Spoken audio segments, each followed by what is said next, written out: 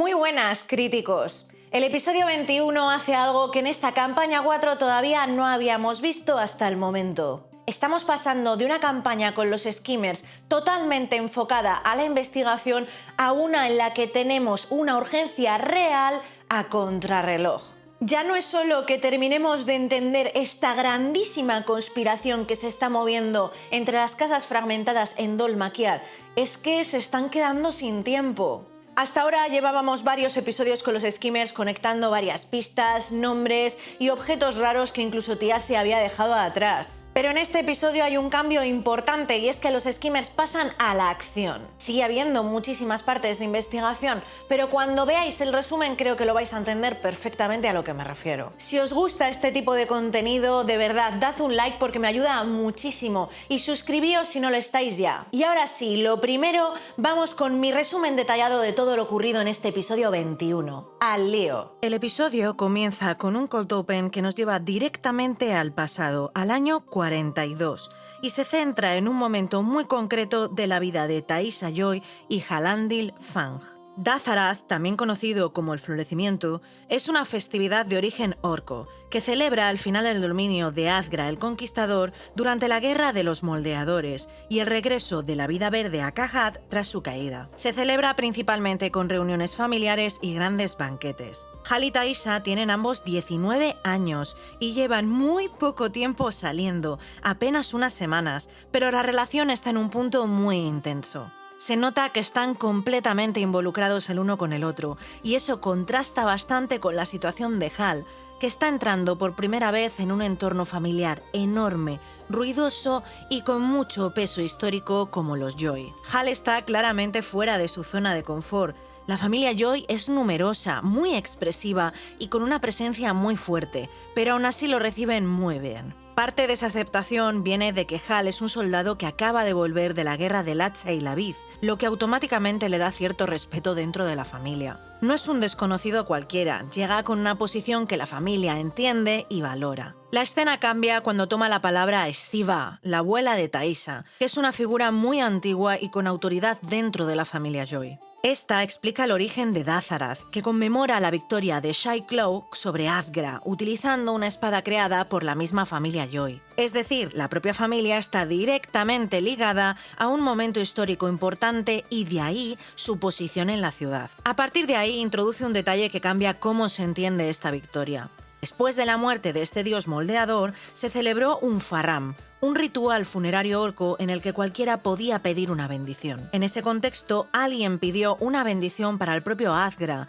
que era el enemigo derrotado, con la intención de romper la ceremonia o generar conflicto. La respuesta que se da en ese momento es lo que se convierte ya en tradición. En lugar de rechazar esa petición, la druida que lideraba el ritual respondió con una oración que reconoce a Azgra como lo que era, alguien que nunca ocultó su naturaleza, alguien que no fingía ser otra cosa. No justifica al dios, pero tampoco lo presenta como un enemigo engañoso o hipócrita. Es un reconocimiento directo de lo que representaba. Estiva le pide a Taissa que recite esa oración delante de toda la familia y Taissa lo hace. Esto no es solo un gesto ceremonial, sirve para situarla dentro de esa tradición y dejar claro que forma parte activa de ese legado. Está asumiendo ese papel ahora delante de todos. Cuando termina, la escena da un giro importante en el cierre. Estiva se dirige a Taissa y a Hal, y Brennan dice claramente felicidades. No se presenta como una felicitación genérica por la relación, el contexto deja claro que está señalando otra cosa. Es un momento en el que se está dando a entender que Taissa está embarazada. No se verbaliza directamente dentro de la escena, pero la forma en la que se introduce y el momento en el que ocurre lo dejan bastante claro. Esto cambia completamente la lectura del cold open, porque ya no es solo la familia Joy aceptando a Hal, es el momento en el que se establece el inicio de su propia familia junto a Taissa. Además, tiene una segunda lectura fuera de la ficción, porque Abria, que interpreta a Taissa, está embarazada en la vida real, y Brennan lo integra directamente en la escena sin romper la narrativa. Esto hace que el momento funcione tanto dentro de la historia como a nivel meta, pero sin necesidad de explicarlo explícitamente dentro del propio episodio. Volvemos entonces con los skimmers, justo donde se había quedado todo, con el grupo saliendo de Bethlen Hall, que es la base de la Guardia Revolucionaria, junto a Misha Undragon después de haber conseguido que no lo retengan preso. Aquí lo primero que hace Halandil es dejar muy claro que Misha no es culpable de nada, que simplemente ha sido utilizado por la Guardia Revolucionaria como una pieza para intentar localizar a Demodus Blix. Este detalle es importante porque confirma que incluso las fuerzas oficiales están actuando sin entender de todo lo que está pasando, moviendo gente como herramientas en una investigación que claramente se les escapa. Misha, por su parte, les da una pieza de información clave. Les dice que la guardia sabía que Demodus había estado en la mansión de los Taconis, en Obrimus Manor, pero no tenían ni idea del motivo. Esto refuerza la idea de que todo el mundo tiene fragmentos de la historia, pero nadie tiene la imagen completa.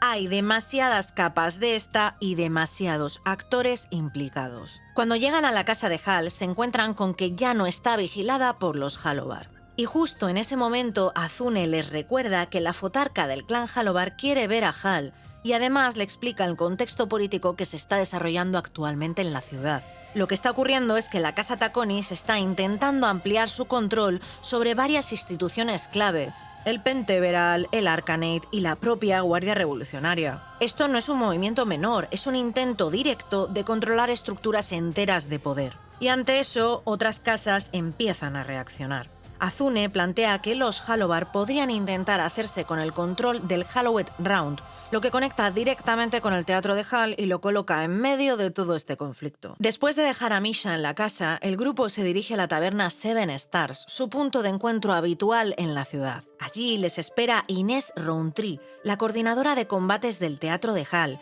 que está visiblemente preocupada por lo ocurrido con Misha. Esto refuerza la sensación de que todo lo que está pasando tiene consecuencias directas para la gente que rodea a Hal. En este momento aparece Romina Rountree, sobrina de Inés y vieja conocida de Hal y Azune, y aquí empieza uno de los bloques más importantes del episodio a nivel de información. La conversación no tarda en llegar al punto real del encuentro. Hal intenta entrarle con una excusa sobre la seguridad del teatro y el uso de magia, pero Romina no se lo cree y le dice claramente que sabe por qué está ahí. Le menciona la desaparición de Wikander Halovar, uno de los principales apoyos de Hal dentro de su propia casa, que lleva 2 días desaparecido. Nosotros sabemos que obviamente Wick ha huido de la ciudad junto a la mesa de los Soldiers. A partir de ahí, Romina empieza a soltar información que dibuja una situación bastante inestable en la ciudad. Habla de arrestos en Riesengürtel relacionados con varias casas importantes, como los Royce, los Davinos y los Elvendry, lo que indica que hay movimientos coordinados o al menos una reacción fuerte por parte de alguna autoridad allí. Inciso breve para explicar quiénes son los Elvendry. Casa Elvendry es una de las casas vinculadas a los Royce, pero no tiene el mismo peso dentro del sistema que estos. Su base principal está en Telmora, aunque se mueven entre sus tierras y Dol Maquiar, donde tienen una residencia propia, lo que indica que están presentes en la ciudad, pero no son un actor determinante en esta. Sabemos, por ejemplo, que Baren Kador trabajaba para ellos protegiendo su propiedad en la ciudad cuando la familia no estaba. En cuanto a miembros, apenas hay información concreta. Se mencionan un par de figuras jóvenes dentro de la casa y un primo que sigue detenido en Riesengürtel, lo que refuerza que no son una familia especialmente desarrollada dentro de la narrativa. Romina también menciona que se ha convocado una reunión urgente de los líderes de las casas fragmentadas, algo que normalmente solo ocurre cuando la situación está a punto de escalar o ya se ha descontrolado. En este caso, la reunión ha sido solicitada por Lord Otto Heimfasen. Aquí es importante tener en cuenta el momento temporal en el que están los Skimmers. Todavía no ha ocurrido el encuentro de los Seekers en Riesengürtel, así que Otto no está reaccionando a eso. Está actuando en base a la carta falsa atribuida a los Taconis, la que provocó la detención de la caravana de los Royce, Davinos y Elvendry. Además, Romina añade otro detalle importante sobre la desaparición de Wikander. Dice que la fotarca maneja una teoría muy concreta, que los Royce se lo habrían llevado al reino férico y que han percibido indicios de magia que apuntarían en esa dirección. Es decir, dentro de la ciudad ya hay una explicación medio oficial que encaja con lo poquito que saben de la desaparición de Wick. El problema es que como espectadores sabemos que esta teoría no tiene ningún sentido.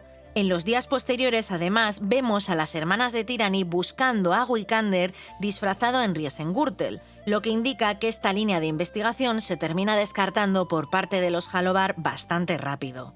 Esto es importante porque muestra cómo están funcionando las casas ahora mismo. Están intentando explicar lo que pasa con la información que tienen, pero están fallando una y otra vez. Y esto refuerza la idea de que hay alguien moviendo las piezas por delante de todos, generando versiones creíbles pero terriblemente equivocadas de lo que realmente está ocurriendo. ¿Son los Taconis realmente los enemigos de todos y el resto van reaccionando como pueden?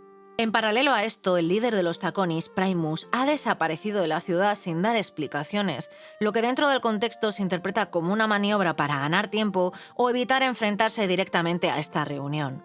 Además, también han intentado contactar con Lady Maya Davinos y Aranza Royce y no han recibido respuesta alguna del Huerto Dorado, lo que añade otra capa de incertidumbre alrededor de lo que ha ocurrido en esta residencia. Romina también comenta que aunque Hallowars y Heimfasen están colaborando, hay tensiones porque los Hallovar no están reuniendo suficiente dinero como para financiar ciertas operaciones, como controlar mercenarios para los Hijos del Amanecer. Añade también que los Taconis han perdido a otro miembro importante, Octis, lo que conecta directamente con lo que hemos visto en episodios anteriores y que en la ciudad refuerza el patrón de desapariciones que está habiendo de lords jóvenes en las casas.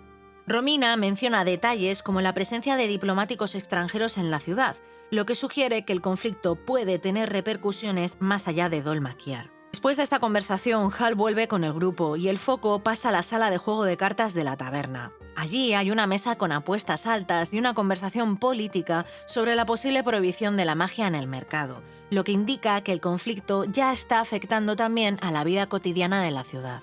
En este punto aparece Pimblin Morn, un contrabandista de componentes arcanos que tanto Azune como Murray reconocen. Azune utiliza una señal muy concreta, cambiando el color de la llama de una vela a azul, para llamar su atención sin exponerse directamente. Este detalle conecta con lo que ya sabían de Demodus Blix y sirve como código dentro de este entorno para ver si Pimbley reacciona. Murray consigue llevar a Pimbley al baño para hablar en privado, y aquí se confirma una de las piezas más importantes del episodio. Pimbley explica que Demodus acudió a él después de lo ocurrido en el Palazzo Davinos, completamente aterrorizado, buscando salir rápidamente de la ciudad. Pero en lugar de ayudarlo, decidió entregarlo a los malditos Crowkeepers porque Demodus les debía dinero y había una recompensa muy valiosa por él. Esto no solo localiza a Demodus, que era un objetivo principal de los Skimmers, también define claramente cómo funcionan estas redes en Dol Maquiar. No hay lealtad, solo intereses personales. Además, Pimbley añade un dato que complica todavía más la situación, y es que el líder de los Crowkeepers ha sido asesinado recientemente, lo que implica que el grupo que ahora tiene a Demodus está inestable o en un momento de cambio interno. Mientras tanto, Voler se mete en la partida de cartas de apuestas altas, sustituyendo a Pimbley cuando se va al baño a hablar con Murray. Lo que parece una escena secundaria, en realidad es una interacción directa con el poder. Entre los jugadores está un hombre que se presenta como Gus, que resulta ser el rey Augustus gracias a que Hal lo reconoce en un alarde bestial de inteligencia por parte de Liam. Durante la partida, Voler plantea un dilema moral sobre justicia, culpables e inocentes, y la respuesta del rey deja claro que su prioridad es proteger ante todo a los inocentes, incluso si eso implica que algunos culpables queden libres. Es una forma bastante directa de mostrar la forma de pensar del personaje. Cuando se revela su identidad, cambia la lectura de toda la escena. Además, el rey menciona despidos recientes dentro de la guardia, lo que conecta con todo lo que se está viendo. El sistema interno de la ciudad está cambiando. Tras salir de la taberna, el grupo pone en común toda la información. En este punto ya tienen claro que Demodus está en manos de los Crowkeepers, así que el siguiente paso es actuar y liberarlo. El problema es que no saben dónde está la base de actuación de estos, así que toca recabar información. Se dirigen hacia la zona donde los Crowkeepers suelen moverse y de camino se encuentran con Temelow, una divina férica que Hal y Murray conocen. Le piden una lectura de la fortuna para localizar a los cuervos y lo que reciben no es algo ambiguo. Les dice que el tiempo es clave, que la muerte está cerca y que las apariencias engañan. También confirma que los Crowkeepers tienen algo valioso que no saben cómo utilizar y que están en las alcantarillas buscando la ayuda de algo oscuro. Además, deja caer que los féricos están empezando a desaparecer en la ciudad, lo que introduce otra línea de peligro que todavía no está desarrollada en campaña, pero que claramente está conectada con todo lo que está pasando. Menciona que deben también avisar a Thimble y hacerle llegar el mensaje de que la están esperando. Con esta información, el grupo baja a las alcantarillas. Aquí hay un momento importante para Hal porque duda antes de entrar. Es consciente de que cruzar ese punto significa que su vida ya no va a volver a ser la misma. Todo para lo que su hermano Tiasi le había siempre protegido puede perderse en este punto. Aún así, Hal decide seguir adelante. Siguiendo la indicación de Temelow, el grupo avanza por las alcantarillas guiándose básicamente por el olor. Tras unos 40 minutos de recorrido, llegan a una zona especialmente profunda y desagradable, donde empiezan a encontrar señales claras de los Crowkeepers, como plumas en el suelo y luz de antorchas al otro lado de un recodo. En ese momento cambia completamente la actitud del grupo. Ya no están buscando, están entrando en una zona donde saben que pueden ser detectados en cualquier momento. Azune apaga su antorcha para no delatar su posición. Murray lanza armadura de mago como preparación defensiva y Voler invoca su estoque de cristal. Es un ajuste rápido pero muy claro. Asumen que el combate es una posibilidad real y se preparan antes de asomarse. Cuando se paran a escuchar es cuando aparece el primer elemento extraño. No solo oyen voces humanas. Hay otra voz distinta, algo que no suena normal, algo claramente no humano. Murray confirma que hay entre 8 y 10 miembros del grupo y que están interactuando con esa entidad. Esto implica que no solo tienen a Demodus, es que están intentando hacer algo con esa criatura o con ese poder extraño. Demodus está allí, tirado sobre piedra, respirando con dificultad. Está vivo pero en muy mal estado, lo que deja claro que el tiempo es un factor real. De hecho, en términos de Dungeons & Dragons, está a 0 puntos de vida, pero estabilizado. El grupo intenta resolver la situación de forma sigilosa. Plantean una distracción utilizando una ilusión creada por Voler de soldados para dividir a los enemigos y crear una oportunidad. La idea es separar a parte del grupo de Crowkeepers y reducir el número de amenazas directas en la zona. El problema es que no funciona del todo. Varios guardias caen en la ilusión, pero hay uno que detecta directamente a Voler. A partir de ahí, todo se vuelve improvisación. Azune intenta generar ruido para desviar la atención y Hal lanza su voz para reforzar la ilusión de Voler, pero es que uno de los Crowkeepers empieza a acercarse directamente hacia la posición de Voler. En ese momento se dan cuenta de que ya no pueden mantener el sigilo de forma limpia. Necesitan neutralizar a ese guardia antes de que alerte al resto. Pero aquí entra la limitación del propio sistema del juego. No todos pueden actuar a tiempo. Solo Azune y Voler tienen margen por sus tiradas altas de iniciativa para intentar evitar que la situación escale. El episodio se corta exactamente en ese punto, con el grupo a punto de ser descubierto, Demodus al otro lado en muy mal estado, los Crowkeepers en tensión y aparentemente distraídos y una entidad desconocida implicada en todo lo que está ocurriendo. Empezamos con el análisis del episodio con 5 puntos que para mí son claves y que los jugadores han comentado en el cooldown.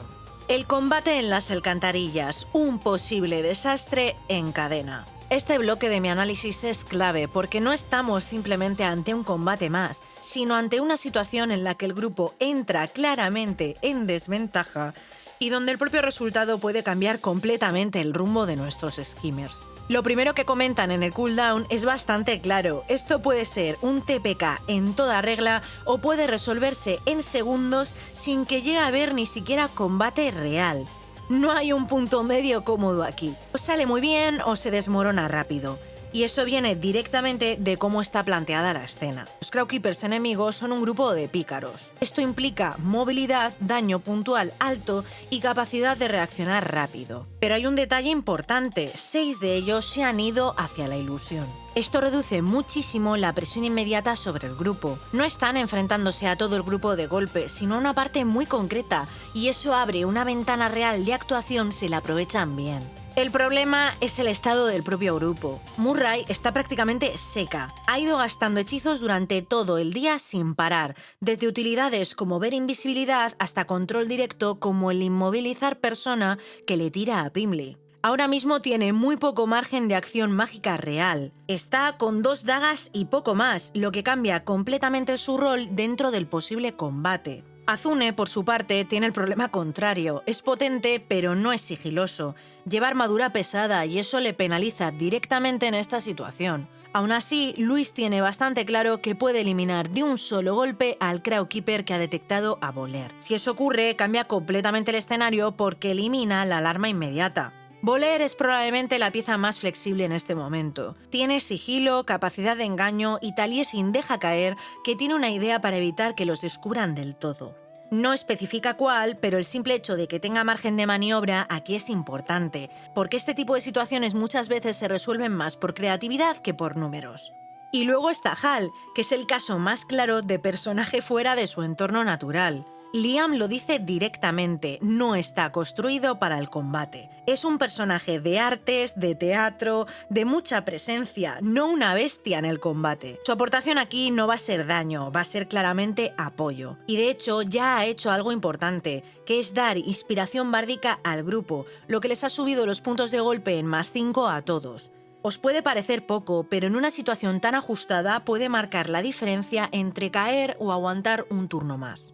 Hay además un detalle importante en cómo entran en la escena, que no es menor. A pesar de estar bajos de recursos, el grupo sí hace un intento claro de prepararse antes del contacto final. Azune apaga la antorcha para mantener el sigilo, Murray activa armadura de mago para cubrirse ante un posible ataque y Voler invoca su arma. No es una entrada caótica ni descuidada, es una preparación rápida dentro de una situación límite. Aquí lo siento, pero por ejemplo, los skimmers están siendo muchísimo más inteligentes al respecto de plantear un combate que los soldiers, que se tiraban sin prepararse nada. El problema es que, aunque hagan esta preparación, esto no compensa el estado en el que llegan al combate. No están entrando mal porque no reaccionen, están entrando mal porque no han tenido tiempo de recuperarse antes de bajar a las alcantarillas. A todo esto hay que añadir un factor que probablemente es el más importante y el más fácil de pasar por alto, el tiempo. Todo esto está ocurriendo en un solo día.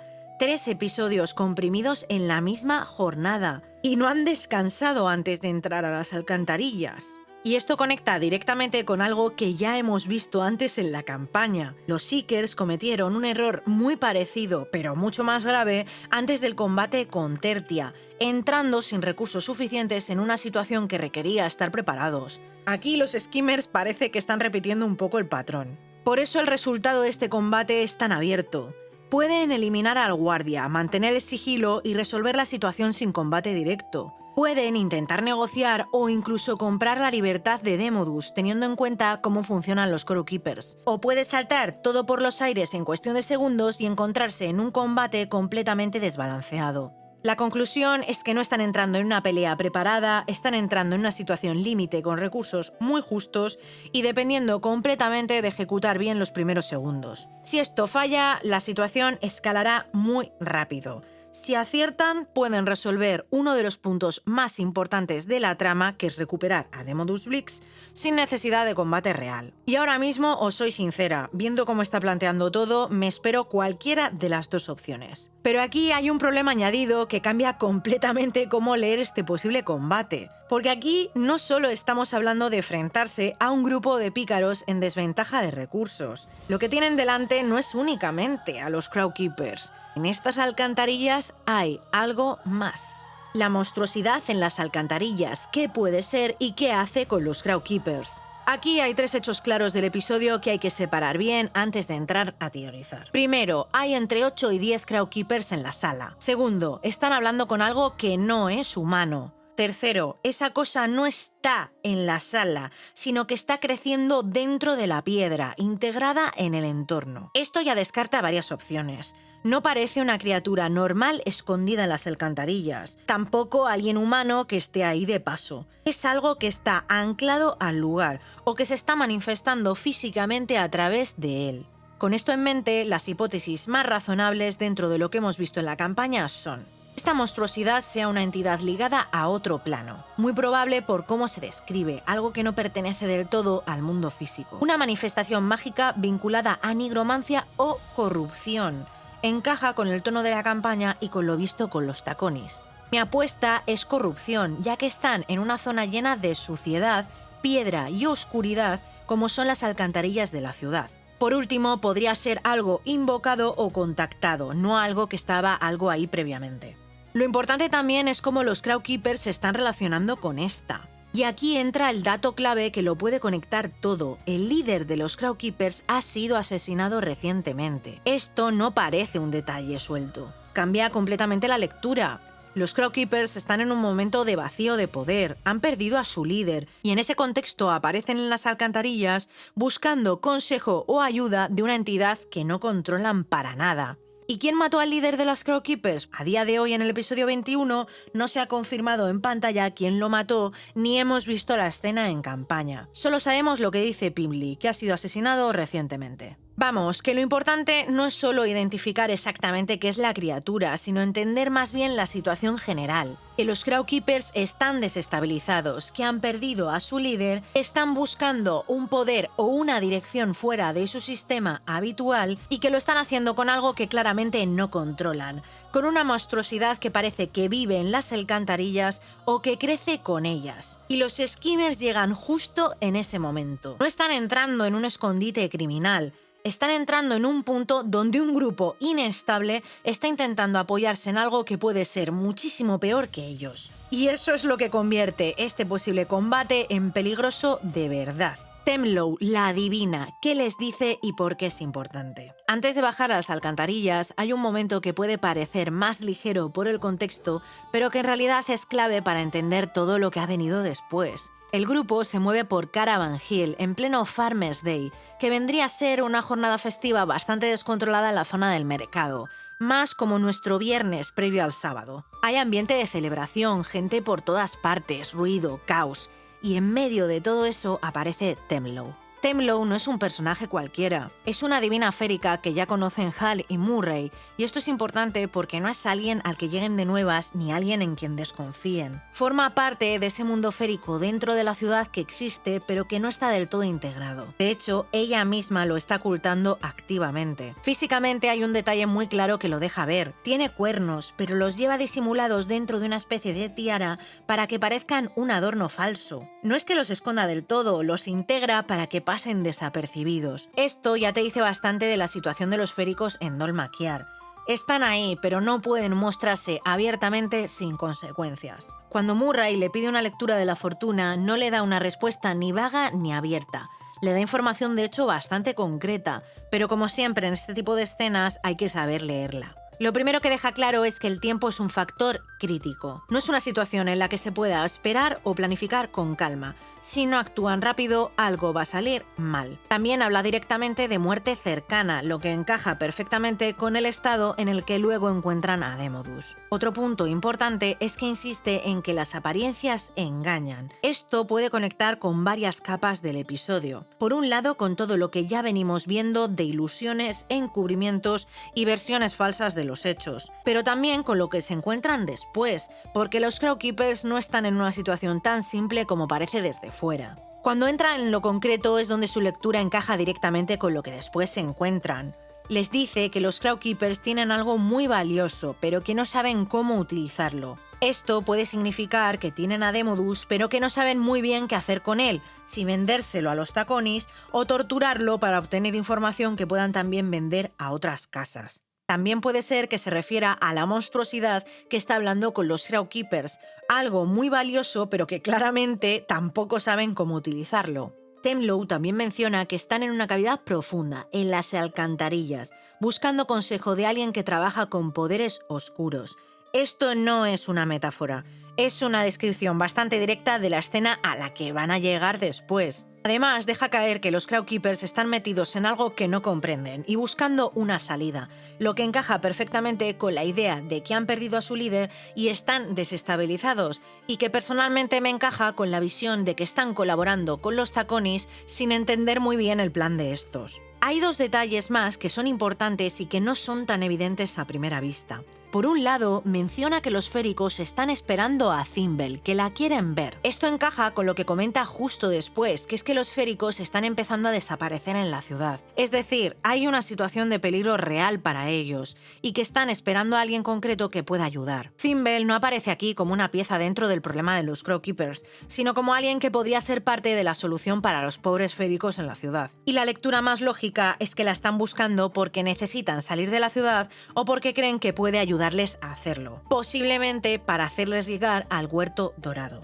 La clave de este bloque es bastante clara, no es una escena de color ni un momento de roleo sin más. Es una guía directa de hacia dónde tienen que ir y qué se van a encontrar. Y además ha añadido una capa extra que todavía no se ha desarrollado del todo en la ciudad. Es todo lo que está pasando con el mundo férico dentro de la ciudad. Hecho clave que veremos desarrollarse más cuando los Soldiers vuelvan a Dol Maquiar.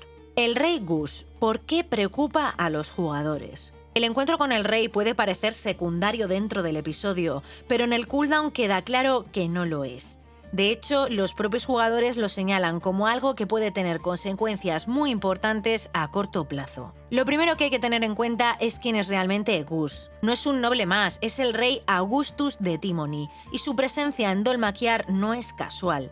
En el episodio 20 se deja caer que la presencia del rey está relacionada con el Consejo Revolucionario. Eso sí, no se da un motivo detallado ni cerrado de la visita, pero el contexto apunta a que ha venido a tratar asuntos políticos directamente con el Consejo, probablemente en un momento en el que la ciudad está en tensión interna y el equilibrio de poder está cambiando. Esto encaja bastante bien con todo lo que vemos después. Hay movimientos dentro de la Guardia de la Ciudad, despidos y una reorganización bastante importante. Hay presión entre las casas. Se está planteando incluso limitar la magia en el mercado. Y además entra en juego una figura externa con peso real como es el rey de Timony. Con eso, la lectura más sólida es que Gus está en Dol Maquiar por asuntos de gobierno y estabilidad, no por algo personal. Puede ser negociación, presión política o incluso asegurar intereses de su reino en la ciudad. Luis plantea una lectura bastante directa. Cree que el rey podría estar buscando ayuda, y esto encaja con el contexto que se menciona de su propio reino. En Timony, el credo candescente de los Halobar está generando tensión contra su figura, promoviendo una narrativa en la que Gus es un tirano. Esto no es un detalle menor porque implica inestabilidad interna en su propio territorio y una rebelión en ciernes. Encaja también con la conversión de figuras importantes de poder en Timony al credo candescente, como el rey Si esta situación es real, su presencia en Dol Maquiar podría tener sentido como un movimiento político. Estaría buscando apoyos, alianzas o, como mínimo, estabilidad fuera de su propio reino mientras la situación interna se está complicando. Pero Taliesin va en otra dirección completamente distinta, y aquí es donde creo que entra la parte interesante. Su lectura es que el rey podría estar en peligro directo dentro de la propia ciudad. Plantea que los Halobar podrían estar intentando asesinarlo y que lo han atraído con algún tipo de excusa poco concreta para exponerlo. Encaja con el estado general de Dol Maquiar. Hay tensión entre casas, movimientos poco claros, desapariciones, y en este contexto, la presencia de una figura externa de tanto peso se convierte automáticamente en un objetivo potencial. Además, el propio episodio deja pequeños detalles que alimentan esta sensación. El rey no aparece con toda la formalidad esperable, se mueve de forma relativamente discreta dentro de la ciudad, y hay menciones a cambios internos en la guardia, como los despidos recientes, que indican que el sistema no está funcionando de manera estable. No hay evidencia directa de que haya un intento de asesinato en marcha, pero sí hay suficientes elementos como para que los jugadores lo perciban como un punto de riesgo. Y lo importante es que el grupo ha interactuado con él sin saber realmente en qué punto está dentro de todo este conflicto. No es solo un cameo. Es una pieza que puede tener peso en lo que viene después. Demasiada información a la vez, lo que realmente importa del episodio. Este episodio tiene un problema muy claro y los propios jugadores lo comentan en el cooldown. Se revela demasiada información en muy poco tiempo. No es que falten piezas, es que hay tantas a la vez que cuesta priorizar qué es realmente importante. Si lo miramos en frío, todo el episodio está concentrado en 4 bloques bastante densos. La conversación con Romina, la partida de cartas con el rey, el interrogatorio a Pimley en el baño y la lectura de Temlow. Cada uno de estos momentos aporta información clave, pero lo hacen de forma muy rápida y sin dar tiempo a procesarlo del todo. En la conversación con Romina es donde se concentra gran parte del contexto político. Se confirma el arresto de la caravana de los Royce por parte de los Heimfasen, que nosotros vimos con los Seekers. Se menciona también la desaparición de Wikander, y aparece la teoría de la fotarca, Janessa Halobar, que cree que los Royce se lo han llevado al reino férico. Es una teoría bastante forzada, pero encaja con la poca información que los Halobar tienen en este momento. Luego está la partida de cartas, que parece más ligera, pero no lo es. Introduce al rey Gus en un contexto informal y deja caer cómo piensa, además de reforzar que está en la ciudad en un momento muy delicado. El interrogatorio a Pimley es probablemente el punto más directo de toda la sesión. Aquí no hay interpretación, hay un dato clarísimo. Demodus fue capturado por los Crowkeepers porque les debía dinero y Pimley lo vendió cuando éste intentaba huir de la ciudad. Para Marisa, este es el punto más importante del episodio porque se revela qué pasó con Demodus y dónde está. La lectura de Temlow, por su parte, conecta todo lo demás, les da una ubicación, urgencia y contexto, y además introduce la capa férica con todo el tema de las desapariciones y la espera de Thimble. A partir de aquí, en el cooldown, cada jugador se queda con una parte distinta, y eso ya te dice mucho de cómo se ha construido el episodio. Luis se queda con el movimiento político. Para él la clave es que Otto Heimfasen está intentando organizar una reunión urgente de las casas fragmentadas, y que hay 3 figuras importantes completamente fuera del mapa: Aranessa Royce, Maya Davinos y Primus Taconis. Esto no es normal, no es que estén ocupados, es que no se puede contactar con ellos. Aquí hay un detalle importante: el Huerto Dorado, donde está Maya Davinos, no responde, y sabemos que Aranessa se dirige precisamente allí después de despedirse de los Seekers. Esto abre 2 lecturas. O bien ha pasado algo grave en este lugar, o bien están completamente aislados como medida de protección tras lo ocurrido en el Palacio y el mensaje que envió Julian desde Riesengürtel. No hay confirmación, pero en ambos casos la situación pinta mal. Liam se queda con algo más estructural. Para él lo importante es que las casas tienen problemas reales entre ellas. No es solo una tensión política superficial, es que es pura desconfianza. Y eso rompe una idea que podía estar al principio de esta campaña, que las casas con todo su poder y recursos tienen el control. Y aquí se empieza a ver que no es así. Tienen poder, pero no son infalibles. Marisa añade otra capa interesante con la relación entre los Halobar y los Heimfasen. Parece que son aliados, pero lo que está ocurriendo empieza a generar dudas. La fotarca está enfadada, y no está claro si es porque los Heimfasen están respondiendo a los movimientos de los Taconis o porque no están ayudando como deberían en la búsqueda de Wikander. Esto abre una línea más amplia que no está confirmada, pero que encaja con el tipo de juego político que se está viendo. Si los Halobar necesitan apoyo militar real para su revolución en Timony contra el rey Gus, los Heimfasen serían un aliado lógico. Y eso podría conectar con algo más grande al respecto de sus intenciones en este reino. ¿Qué quieren de esta parte de Araman? ¿Simplemente más poder? ¿Poder distribuir más filamento a figuras importantes y que lleven así sangre de su linaje celestial para algo más grande? Luis también señala que Janessa puede estar entrando en una dinámica de paranoia. Tiene demasiadas cosas pasando a la vez a su alrededor. La desaparición de Wikander, la de Octis, lo raro que está siendo todo lo relacionado con los Royce, y está intentando encajar todo eso en una explicación que desde fuera pues no se sostiene. Y el cierre de Brennan en el cooldown es bastante directo y no deja mucho margen a la interpretación. Ojalá no muráis todos en el combate del próximo episodio. Es una broma sin más, refuerza todo lo que hemos visto antes. El grupo llega con recursos bajos, con mucha información sin procesar y se mete en una situación que puede escalar muy rápido. Y hasta aquí el resumen y análisis del episodio 21. Para mí, la sensación que me deja este episodio es que cada vez sabemos muchísimo más del contexto político de toda esta gran conspiración, pero que el grupo de los Skimmers no es que tengan precisamente el control por tener toda esta info. Creo que cada vez se están exponiendo más y que de repente alguien los va a descubrir, y mira que están cubriendo muy bien sus huellas. También me ha sorprendido que hay demasiadas líneas abiertas a la vez y que cada vez tengo más sospechas de que hay más actores en esta conspiración de lo que pensábamos inicialmente. Creo que esto no es solo de los taconis contra todos. Decidme en comentarios qué os ha parecido este episodio 21. ¿Qué creéis que va a ser lo más importante en la próxima partida? ¿Creéis que finalmente van a entrar en combate o no? ¿Y cómo creéis que van a salir de este posible combate? Porque 3 de los 4 jugadores llevan una build bastante extraña para combatir. Al menos tienen a Zune. Si os ha gustado el vídeo, dejad un buen like que yo os vea y suscribiros si no lo estáis ya. Es la manera más directa de apoyarme y os recuerdo que también estoy en Instagram bastante activa. Esta semana se ha arrastrado una lesión en la espalda bastante puñetera, sigo con medicación y a espera de pruebas, pero poco a poco la verdad es que voy mejorando mucho. Creo que ya se me va notando en la cara y en el ánimo. Así que si no queréis perderos nada de lo que hago detrás de Críticos y Pifias, seguidme por ahí. Y también os recuerdo que mis mecenas de pago en Patreon ya tienen su primer vídeo exclusivo y que espero que os esté gustando muchísimo. Nos vemos como siempre la próxima semana en Araman.